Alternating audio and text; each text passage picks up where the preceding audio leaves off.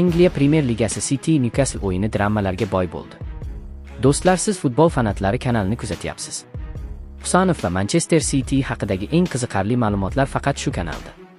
Manchester City hamda Newcastle o'rtasidagi qiziqarli bahs yakuniga yetdi.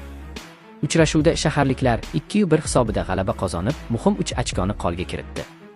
O'yin juda tezkor boshlandi. 14-daqiqada yosh iqtidor Niko Orelli hisobni ochib, Cityni oldinga olib chiqdi.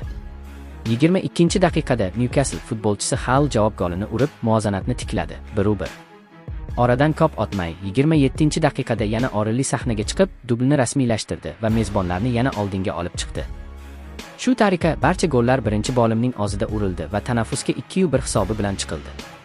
Ikkinchi bo'lim boshida murabbiylar shtabi muhim o'zgarish qildi. Himoyachi Dias o'rniga Abduqodir Husanov maydonga tushirildi. Husanov o'yinga juda ishonch bilan kirib keldi. Himoyada aniq harakat qildi. Qarshi hujumlarni to'xtatishda faol bo'ldi. Top bilan xotirjam va ishonchli o'ynadi. Uning harakatlari muxlislar va mutaxassislar tomonidan ijobiy baholandi. Sofesto nashri Abduqodir Husanovga 7 ball qo'ydi. Bu zaxiradan tushgan futbolchi uchun yaxshi ko'rsatkich. Uchrashuvning eng yaxshi futbolchisi esa Niko Orelli deb topildi. U o'zining 2 goli va faol o'yini uchun 807 ball bilan baholandi. Manchester City nazoratli va hisobni ushlab qolishga qaratilgan ikkinchi bo'lim orqali g'alabani saqlab qoldi.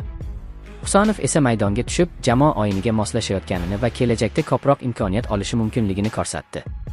Hurmatli Husanov muxlislari, biz chiqarayotgan videolar sizga ma'qul kelgan bo'lsa, YouTube algoritmi uchun bizni qo'llab videoga like bosing va bizga obuna bo'ling. Hammangizga tashakkur.